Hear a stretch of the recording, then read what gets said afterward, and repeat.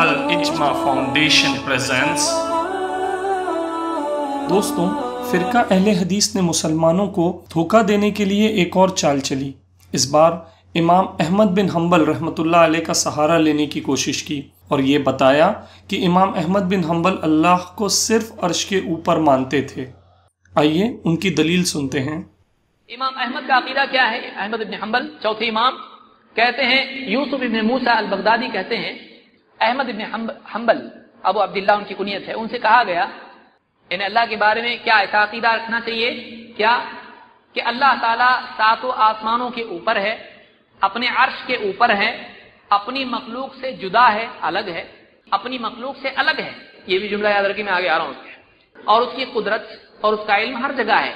क्या यह अकीदा सही है? क्या यह अकीदा रखना चाहिए? क़ाल नअम। इमाम अहमद क्या कह रहे हैं? हाँ, अल्लाह अर्श पर ही है और उसका इल्म कोई जगह ऐसी नहीं जहां उसका इल्म ना हो। इसको इमाम अल्लाह लिकाई ने अपनी किताब शर्ह उसूल एतिकाद अहले सुन्नत वल जमात, अहले सुन्नत वल जमात का अकीदा क्या है, वो किताब है पूरी, उसमें रिवायत ही रिवायत है, तकरीबन 5 जिल्दों में वो किताब है, अकीदे पे है वो किताब, देखना है कोई देख सकता है उसको। तो दोस्तों, देखा आपने, फिरका अहले हदीस ने अपनी दलील जिस किताब से पेश की, उस किताब को लिखने वाले इमाम अल-लिकाई हैं, जिनका इंतकाल 418 हिजरी यानी 418 में हुआ। इस किताब में इमाम लिकाई लिखते हैं कि यूसुफ इब्न मूसा फरमाते हैं कि इमाम अहमद बिन हम्बल रहमतुल्लाह अलैह से पूछा गया अल्लाह के बारे में। दोस्तों, यूसुफ इब्न मूसा का इंतकाल तो 253 यानी 253 हिजरी में हो चुका था और इमाम लिकाई 418 हिजरी के हैं। तो इमाम लिकाई और यूसुफ इब्न मूसा इन दोनों के इंतकाल में 165 यानी 165 ईयर्स का फ़र्क है।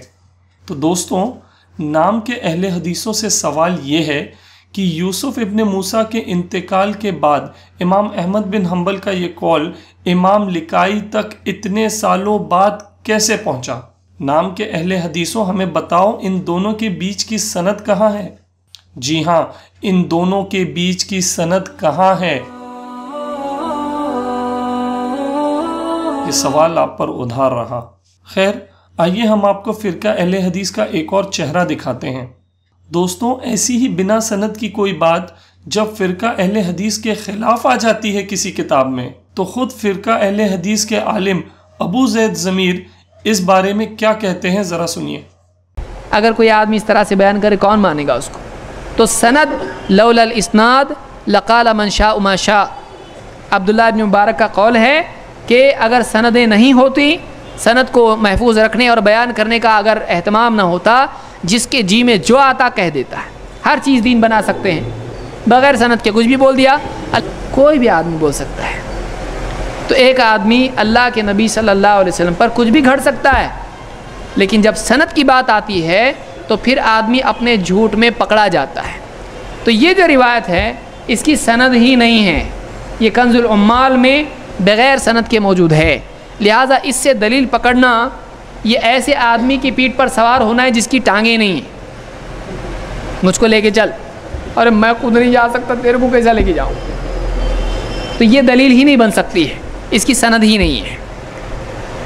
देखा दोस्तों, अपने खिलाफ आई बिना सनद की बात का किस तरह से मजाक बनाया अबू ज़ैद ज़मीर ने, और मतलब पड़ा तो खुद अपने सारे उसूल भूलकर बिना सनद की बात को अकीदे में दलील बनाकर पेश कर दिया और अपनी अंधी आवाम, अपनी अंधी ऑडियंस को आसानी से बेवकूफ़ बना लिया।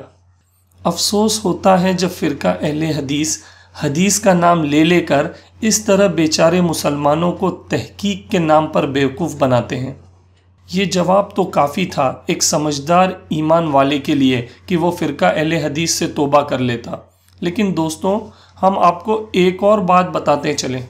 अफसोस इस बात पर कि उम्मत को कुरान और हदीस पर जमा करने का दावा करने वाला ये अहले हदीस फ़िरका खुद इस बात पर जमा नहीं हो पा रहा कि आखिर दलील में पेश की हुई किताब शरह एतिकाद उसूल अहले सुन्ना का लिखने वाला कौन है।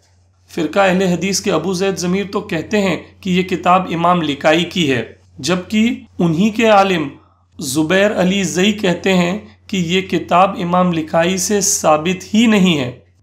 حوالہ مشہور واقعات کی حقیقت، پیج نمبر 45۔ اب اہل حدیث فرقے کے ماننے والوں، ہمیں یہ بتاؤ کہ تمہارے فرقے کا کون سا عالم سچ بول رہا ہے اور کون جھوٹ۔ جس کتاب کے لکھنے والے کا ہی فرقہ اہل حدیث کے نزدیک کوئی عطا پتہ نہیں، ایسی کتاب سے عقیدے جیسے بڑے اور باریک مسئلے کو ثابت کرنا یہ کہاں کی عقل مندی ہے۔ افسوس ہے ایسی ریسرچ کرنے اور ایسی تحقیق کو ماننے والوں پر۔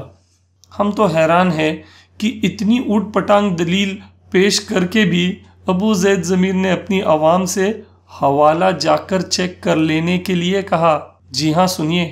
وہ کتاب پوری، اس میں روایت ہی روایت ہے، تقریباً 5 جلدوں میں وہ کتاب عقیدے پہ ہے۔ وہ کتاب دیکھنا ہے کوئی دیکھ سکتا اس کو، ہے وہ کتاب دیکھنا ہے کوئی دیکھ سکتا اس کو، ہے وہ کتاب دیکھنا ہے کوئی دیکھ سکتا اس کو۔ شاید وہ جانتے تھے کہ سامنے بیٹھے ہوئے لوگ اندھے ہیں، ورنہ دھوکے سے بھری ایسی دلیل کوئی پیش کرتے ہوئے بھی ڈرے۔ دوسروں کو جا کر چیک کرنے کی دعوت تو دور کی بات ہے۔